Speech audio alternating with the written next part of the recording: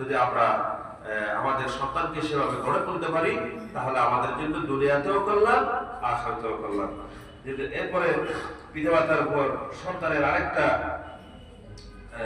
অধিকার হলো সন্তানদেরকে সঠিক আচরণ শিক্ষা দেওয়া, এবং রাসূল সাল্লাল্লাহু আলাইহি ওয়াসাল্লাম তার জীবনযাপন কেমন হবে, কিরকম জীবনযাপন করবে, কিভাবে তাকে আদব শিক্ষা দেওয়া, শিক্ষা দীক্ষা দেওয়া, এগুলা পিতামাতার উপর সন্তানের অধিকার অন্তর্ভুক্ত।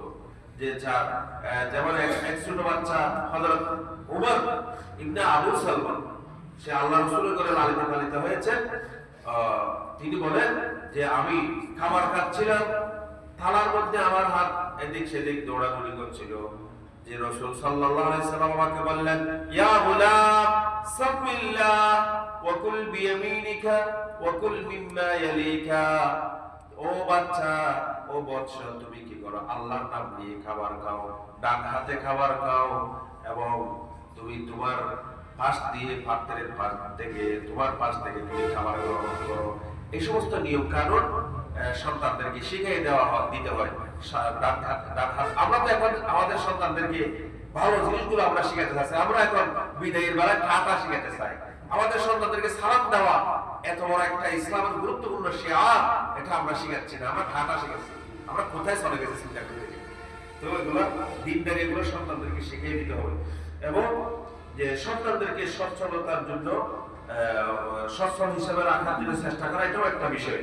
আল্লাহ রাসূল বলেন, ইন্নাকা ইনতাযার ওয়ারাসাতাকা আবনিয়া খায়রুম মিন আতাযারহুম আলাতান ইয়াতাকাফফুনা নাস। মানুষের দোয়ার মোতাবেক না রেখে তাদেরকে সচ্ছল হিসেবে রেখে যাওয়া,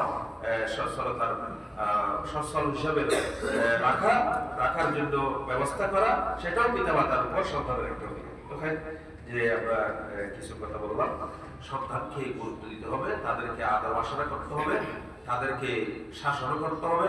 এখন আমরা বাহাদুরি করতেছি, সন্তানকে একটা দামি মোবাইল তুলে দিলাম, আমরা মনে করছি যে একটা বাহাদুরি করলাম না, আমরা সন্তানকে জবাই করাই দিলাম। এই ছোট বাচ্চা 5-6 বছরের, সে কি বুঝবে? এখন মোবাইলের কি গুরুত্ব বুঝবে? বিপদগামী হয়ে যাচ্ছে, উল্টা পথে চলে যাচ্ছে, খারাপ বলে তার সামনে আসতেছে।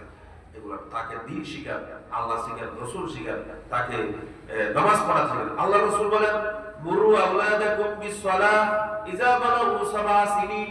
তোমাদের সন্তানগণ যখন 6 বছর পূর্ণ হয়ে 7 বছরে পৌঁছবে, তখন তোমরা তাদেরকে নামাজের তালিম দাও।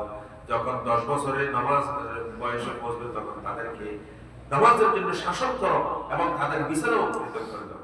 আল্লাহ আমাদের সকলকে সন্তানদের ব্যাপারে গুরুত্বশীল পর্যন্ত আমিন। ওয়া আলহামদুলিল্লাহ।